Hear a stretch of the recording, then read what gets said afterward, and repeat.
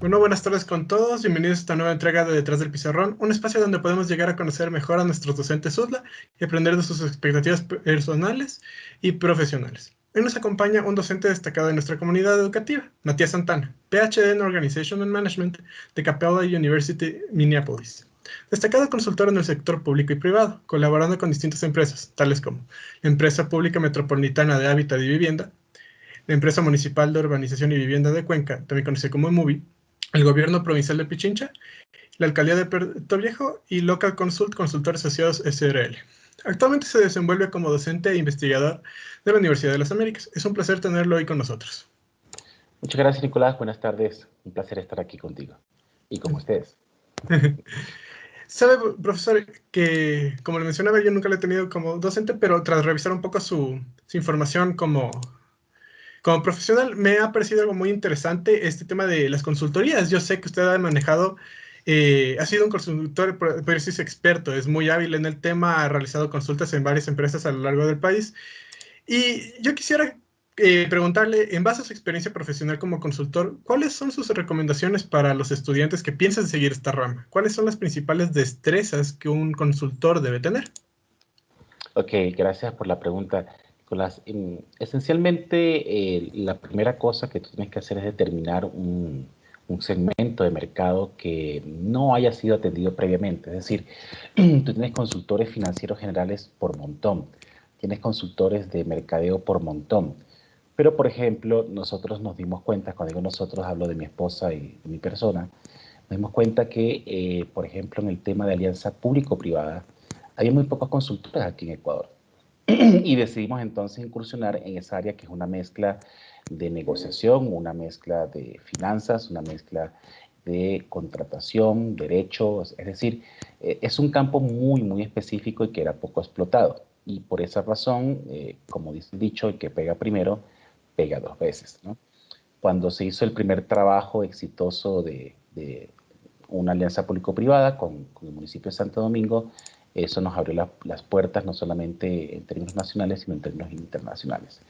Entonces yo diría que lo primero que tienes que hacer es determinar justamente qué te gusta, o sea, te tiene que gustar, porque el ritmo de trabajo cuando la consultoría es pesado tiende a ser contrarreloj. Número uno. Número dos, tienes que tener una buena habilidad de negociación. Ahí gana no tanto el que tiene la razón, sino el que convence a ambas partes de que efectivamente llegan a un acuerdo, se gana más que peleando. Y la tercera cosa, la capacidad de ser disciplinado y sobre todo cumplir con las fechas límites. Así que en términos de habilidades blandas, yo diría que negociación, el tema del liderazgo aquí influye más cuando tú vas a negociar la contratación, tu influencia sobre los clientes, cómo te perciben los clientes y desarrollar esa marca personal que es la que te va a dar valor a lo largo del tiempo. Por lo tanto, también es un tema de paciencia, es decir, antes de incursionar en el área de alianza público-privada, pues yo me desempeñaba en la parte de estudios de mercado y en la parte de evaluación de proyectos, evaluación financiera de proyectos. Y esas son las dos bases mías para participar o para entrar en este segmento de mercado. ¿Okay? Así que mi recomendación es esa, es identificar un área que sea o que esté poco explotada, o poco atendida, por así decirlo, y tener capacidad de negociación para aliarte con empresas públicas, privadas, sobre todo privadas. Aquí el aliado privado es el que esencialmente pone el financiamiento. Y no tener miedo, ese es un punto importante, no tener miedo, o mejor dicho, más que no tener miedo, saber manejar el miedo, porque el miedo siempre va a estar ahí. Y sí, van a haber momentos en que no vas a ganar contratos, va a haber momentos en que te van a rechazar por A o B razón. Bueno, lo que hay que hacer es seguir adelante. Muy interesante, profesor. Realmente me gusta mucho su respuesta. Y yo quisiera preguntarle algo de corrido un poco. ¿Cómo se dio cuenta usted de que le gustaba la consultoría? ¿Cree que hay algún factor determinante, algo chiquito ahí que le llame? Sí, verás, lo que sucede es que en el fondo la consultoría es la aplicación de lo que tú enseñas en clase más lo que tú investigas a algo muy particular, número uno. Número dos, que en el fondo eres tú tu propio jefe, tú eres el que te disciplina, el que te pone tus horarios, el que combina, digamos, la parte universitaria que en mi opinión es la mejor combinación, es decir, la mejor combinación para mí es el profesor universitario que investiga, enseña y hace consultoría, porque la consultoría es en donde tú demuestras tus habilidades que en principio estás enseñando, ¿sí? Y te vas más adentro. Y en la consultoría traes esos conocimientos también al aula y a la propia investigación. Entonces, la idea de que efectivamente tú eres el responsable de entregar tus productos, la calidad depende de ti, esencialmente esa autonomía me llamó muchísimo la atención. Qué interesante, o sea, podría decirse que tiene varias ventajas, sobre todo creo que algo que a mí me llama mucho es de ser tu propio jefe, o sea, tú manejar tus tiempos, son algo muy interesante. Pero ahora viéndolo tal vez de un lado un poco más duro, yo quisiera preguntarle tal vez cuál ha sido su experiencia más complicada, tal vez el reto más grande al que usted se ha enfrentado como consultor y también como profesional, si vale. Sí, claro, verás, hubieron dos retos importantes como consultor. Primero, conseguir el primer trabajo en esta línea, ¿no?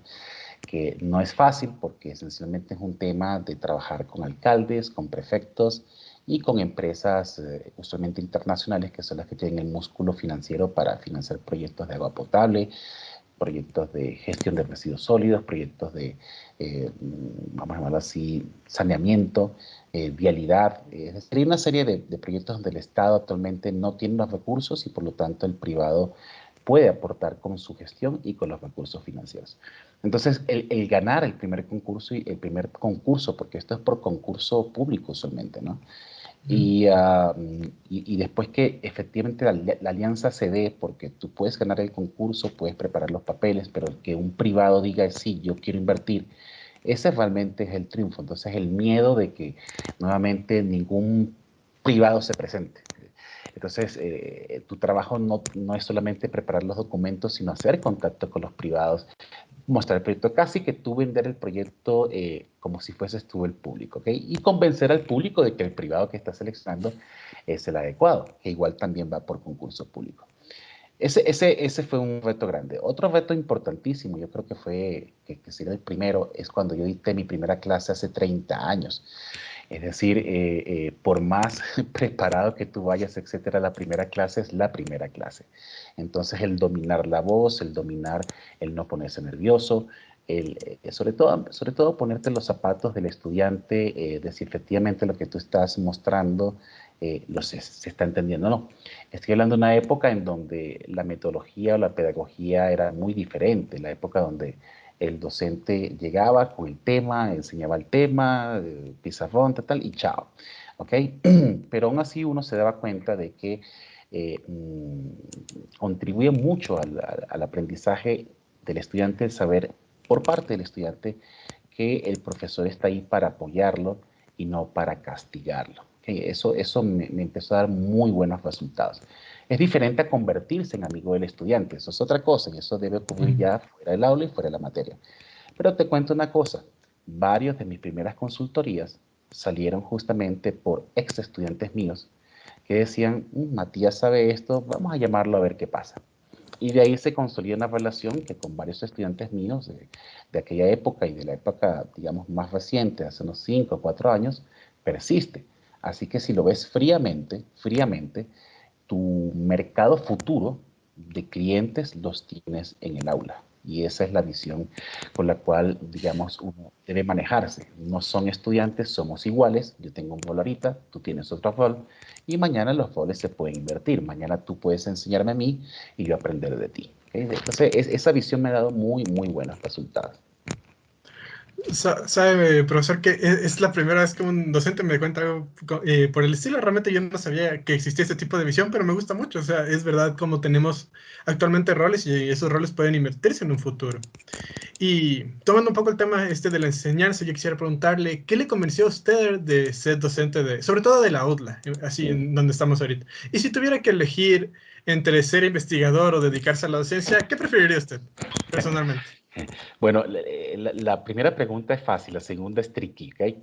Pero, pero a ver, la UDLA es una universidad que tiene 26 años actualmente y compárala con Harvard que tiene 200 años. Mira cómo ha crecido la UDLA comparado con Harvard. Me van a decir mucho que vean esta entrevista que yo estoy loco, pero no es así, porque no tiene sentido que, y mucha gente lo hace porque Harvard en administración es la referencia, por así decirlo, pero es que Harvard tiene 200 años. nosotros tenemos solamente 26. Entonces, primero, vamos a comparar los crecimientos y vamos a ver quién sale ganando ahí. Te apuesto que nosotros salimos ganando, número uno. Número dos, la UDLA tiene una cualidad bien interesante que a mí me llamó mucho la atención, que es la rigurosidad en sus procesos y procedimientos. Cuando llegué a la universidad hace ya 6 años, en el 2014, en aquella época ya la universidad, la UDLA, tenía ya una visión de procesos y procedimientos muy clara que hace que el trabajo administrativo para el docente sea sencillo y además automatizado y con herramientas, vamos a llamarlo así, de punta, de tecnología de punta. Entonces tú no tienes que estar poniendo notas en una hojita de cálculo, no tienes que estar haciendo esas cosas que antes hacían en otros sitios, sino que tienes sistemas que además validan y le dan, vamos a llamarlo así, credibilidad a lo que estás enseñando, porque estás viendo que la propia universidad usa los sistemas que en principio en materias de procesos, materias de operaciones, tú dices que se deben usar. Es por un lado. Por otro lado, porque yo conocí ya varias personas de la universidad, entonces teníamos una amistad, teníamos una relación, y de ahí surgió la idea de yo moverme a la universidad, ¿ok? Y tercero, fíjate que a pesar de la pandemia y todo esto, la universidad sigue construyendo el campus que va a estar, la extensión del campus de Nayón que se sigue construyendo. Si pasas por ahí vas a ver que está prácticamente terminado. Es decir, ese vamos a llamarlo así, no dejarse vencer por las circunstancias. Eso la universidad llama la resiliencia. Y eso ya se veía desde el 2014-15, porque en el 15 tú recuerdas que hubo una caída importante del precio del petróleo y aún así la universidad siguió creciendo. Entonces, esa resiliencia, esa constancia como organización me gustó mucho. Y esa es la razón esencialmente por la cual estoy en la UDLA y me gusta mucho la UDLA. Ahora, respecto a la segunda pregunta, mi respuesta es la siguiente. En realidad son dos caras de la misma moneda. Es decir, un docente que no investiga, no es que sea mal docente, porque la docencia es una cuestión de pedagogía, de cómo transmites, de cómo llegas al estudiante, a los estudiantes, cómo empatizas con ellos, cómo entiendes sus mensajes que a veces no son directos de lo que necesitan y lo que no. Pero el problema de no investigar es que esencialmente tú vas a estar repitiendo lo que otros hacen. Entonces, eso no está mal per se hasta cierto nivel. Pero, por ejemplo, si tú vas a enseñar en maestrías, que yo enseño en las maestrías, la maestría de la universidad, el MBA, y la maestría en finanzas, la maestría en emprendimiento, entonces es importante que investigues. ¿Por qué? Porque así tú entiendes cómo surge el conocimiento. Y si te vuelves experto, que en el fondo es lo que implica ser un PhD, un doctor. Un PhD es una persona que sabe cómo investigar y que se vuelve especialista en un área muy, muy definida, muy concreta. Y por lo tanto, tú entiendes ahí y puedes transmitirle ahí a tus estudiantes y a la comunidad cosas que están surgiendo en ese momento y que demorarían en llegar a nuestra comunidad si es que ese conocimiento se genera afuera. Por lo tanto, yo creo que un profesor debe tener, o vamos a llamarlo un académico mejor, si un académico tiene que tener una cara docente y una cara de investigación. Y es mi opinión, y esto ya es una opinión muy personal, el contacto con las empresas del mundo real. Esa es la consultoría. O sea, ese triángulo para mí es la mezcla perfecta. O sea, el profesor que tiene las herramientas que hace que al estudiante le guste la clase, que le guste aprender, la investigación y la capacidad de aplicar esos métodos de investigación y esas herramientas pedagógicas a resolver problemas de la vida real, que es o son las consultorías. Ese filosóficamente hablando, la respuesta a tu pregunta, que te dije que era tricky por eso, ¿no? Sí, profesor, que me gustan sus respuestas, realmente son muy interesantes, sobre todo por el tema. Primero, esta comparación que he hecho con Harvard, y sí, yo también le voy a dar la razón, en el sentido de que muchas veces no se le valora a la UDLA lo mucho que ha crecido, y realmente es un mérito. Estamos en un país donde las cosas son un poco raras, pero la UDLA va bien, Sí, así es. no hay como quejarse. Así es. Además, me gusta ese triángulo que he mencionado para ser un académico, menciono, ¿verdad? Sí, llamarlo un académico así, porque el Un académico académico, por tiene así la decirlo, docente, ideal.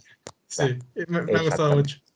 Algo que destaco son dos cosas de lo que me ha dicho sobre el cambio de los tiempos y también sobre un poco la situación en la que estamos ahorita, sobre cómo no hay que dejarse vencer, un poco sobre la resiliencia.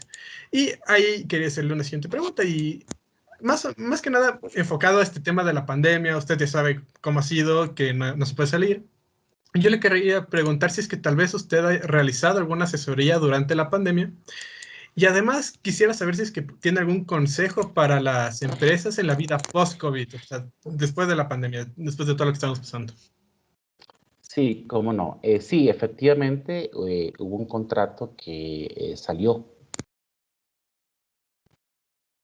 justo en abril, estábamos en pleno pico de pandemia, porque era una negociación que venía ya desde el año pasado. En realidad, yo no soy el que busca los contratos o el que los consigue. Es mi esposa y su empresa, que es Local Consul, la encargada de eso. Yo, desde ese punto de vista, soy, llamarlo así, un simple consultor en el área financiera y de mercadeo de los proyectos que la empresa consigue, ¿sí? Sin embargo, dada la carga, digamos, que ya yo sabía que iba a venir desde el punto de vista de la propia universidad, etcétera, yo en ese contrato participé poco. Preferimos contratar a un consultor que se dedique a eso, yo le superviso, pero era evidente que por razones de tiempo no ibas a poder, ¿sí? Porque las clases virtuales te demandan bastante más tiempo de preparación, etcétera, para que efectivamente el aprendizaje sea correcto, ¿no? Y como tú sabes, el que mucho abarca, poco aprieta, ¿sí? Entonces, y siguen saliendo contratos, el problema es que son contratos esencialmente con los GATS, con los gobiernos autónomos descentralizados, y tú sabes pues la situación de liquidez que tienen actualmente estos gobiernos y por lo tanto los pagos, o sea, los contratos siguen fluyendo, pero los pagos no. Los pagos se atrasan bastante y eso es un grave problema porque tú tienes que responderle a una persona, a un consultor, que tú le dijiste, mira, te contrato para esto y te voy a pagar. Y el responsable frente al consultor no es el GAT ni el privado, eres tú. ¿Okay? Entonces, ahí hubo que aprender a manejarse financieramente de forma muy estricta, muy estricta, ¿ok? Y manejar bien el dinero porque puede ser que en un mes te caen 2 contratos y pasan 8 meses y no hay nada. Entonces, tienes que saberte manejar muy bien en eso, ¿sí? Ahora, respecto a cómo manejarse en la pandemia y pospandemia, yo más bien te confieso que a mí me gusta mucho la metodología virtual. En mi opinión, y yo sé que me van a caer encima por esto, es superior a la presencial en por lo menos carreras como administración. ¿Por qué? Porque a ver, si yo soy estudiante, yo tengo la grabación de la clase, puedo consultarla cuando yo quiera. Los docentes están mucho más atentos al WhatsApp, etcétera. Si un estudiante pregunta algo, eh, yo te contesto lo antes posible. Cuando es presencial, yo te decía, ve, nos vemos en la próxima clase, así que espérate a la próxima clase, ¿sí? Y además de eso, tú requieres un cierto grado de, vamos a llamarlo de, así como de trabajo colaborativo, requieres un cierto grado de aislamiento para asimilar ciertos conceptos. Si manejas bien tu tiempo, yo creo que el aprendizaje en esta modalidad es, en mi humilde opinión, más profundo que el que tú lograrías con un presencial. Aquí los pedagogos, etcétera, me van a caer encima, pero bueno, es la opinión, es lo que yo siento. ¿Okay? Ahora, las empresas, ¿qué deberían hacer? Yo creo que todo lo que sea virtualizable, virtualízalo, todo. Por ejemplo, para nosotros ha sido más bien una ventaja esto, porque antes, por ejemplo, mi esposa y su equipo tenían que viajar a Manta, Puerto Viejo, a Guayaquil, etcétera, por tierra. Y eso eran costos, era tiempo, era cansancio. Ahora con este tema todo se hace por Zoom, por Teams y además que como queda grabado, si hay algún malentendido, bueno, veamos la grabación y se queda el malentendido, ¿sí? Ahora, obviamente hay ciertas cosas que no puedes virtualizar. Entonces, en mi opinión, lo que tienes que hacer es desarrollar en tu personal, en tu gente, esa habilidad, esas competencias de ver la parte virtual como nuevamente la otra cara de la misma moneda. Es decir, en otras palabras, los negocios siempre habían tenido una parte virtual desde 2012, 2013, y la pandemia lo que hizo fue acelerarla. Y claro, también hay que prepararse, y yo creo que este es el consejo más importante, de que tarde o temprano vendrá un rebote económico, o sea, vendrá nuevamente, estamos viendo, y vendrá un rebote. Y ese rebote va a ser la oportunidad para que tú entres con servicios o productos que antes era difícil entrar porque ya el mercado estaba copado por otros actores. estos actores ahorita están disminuidos, por así decirlo, aunque yo sé que están reaccionando, están tratando de reaccionar, pero tú tienes una ventaja de que puedes centrarte realmente en aprovechar lo que viene de ese rebote, que tarde o temprano tiene que venir ese rebote. Toda la historia lo ha demostrado, la pandemia del año 18 lo mismo, todas las pandemias de la historia demuestran que después de una gran depresión de este tipo, esencialmente viene un rebote y lo que tienes que estar es preparado para aprovechar el rebote. No recuerdo el autor, creo que es Thomas Alva Edison, que él decía que esencialmente tú lo que tienes que hacer es prepararte y prepararte y prepararte para cuando se presente la oportunidad. Y la oportunidad tiene que aparecer el próximo año. No sé cuándo, pero debe aparecer el próximo año porque yo estoy viendo de que ya se está hablando de rebotes económicos, es decir, nuevamente un crecimiento de la actividad económica, y ese es el momento para entrar con fuerza. ¿Y cuándo es el momento para prepararse para entrar con fuerza? Ahora. Es decir, te voy a poner como una analogía. Es algo así como un concurso de levantamiento de pesas, de físico-culturismo, en donde el resultado que tú ves es el esfuerzo de 1 año, 2 años, 3 años que el Sí. físico-culturista estuvo levantando. Pero tú sabes que el concurso es el próximo año. Entonces, ¿cuándo tienes que empezar? O si no lo estás haciendo levantar las pesas, ahora. Ahora es que tienes que estar haciendo eso. No cuando todo el mundo ya aprovechó el Claro. rebote y te quedas afuera, ¿no? Esa es la idea ahí. ¿Okay? Sí, tiene toda la razón, profesor. La verdad es que hay que saber identificar bien las oportunidades. Eso es algo que nos enseñan desde que recién entramos y es verdad, o sea, hay que estar muy atentos a todo lo que pasa, pero esperemos que ya la situación se mejore eventualmente. Ahora, para terminar brevemente, quisiera pedirle si es que tal vez usted tuviera algún tipo de recomendación para los estudiantes actuales de la carrera o los que quisieran estudiar la carrera de Administración de Empresas. Algo chiquito para terminar. Ok, cómo no. Bueno, en primer lugar, la mejor universidad en administración de empresas es la UDLA, punto. Ahí no hay nada que hablar. Así de sencillo, ¿ok? Número uno, punto. Número dos, yo creo que mucha gente estudia administración en el sentido de que cree que va a manejar gente por el solo hecho de saber teorías de manejo de gente o manejo de procesos. Mi recomendación es que unan la carrera de administración con una carrera de tipo técnico. Me explico. En general, si tú te pones a ver, los mejores administradores tienen un conocimiento, suponte, de ingeniería o un conocimiento de psicología y lo combinan con la ciencia de la administración. Entonces, yo creo que nuestros estudiantes y los potenciales estudiantes deben estar pensando, deben pensar en que la administración per se no te forma un buen administrador. Un buen administrador se forma esencialmente es estudiando administración, aplicándolo y teniendo una base, vamos a llamarla técnica. Es lo que yo recomiendo. Yo tengo un estudiante, por cierto, permíteme que me extienda aquí, que es de hace 6 años más o menos. Él montó una ferretería virtual que se llama Ferrotienda. Y ¿Ya? Luis Orquera Domínguez se llama él. Y resulta que él, digamos, aprovechó la pandemia justamente para darle fuerza a esto, pero se dio cuenta que él no tenía bases de la parte informática. Y es verdad que contrató gente de la parte informática para montar su página. Pero él se dio cuenta de que para hablar el lenguaje de los informáticos tenía que aprender al menos ciertas nociones básicas de informática. Entonces, él se autoformó, por así decirlo, en este tema informático.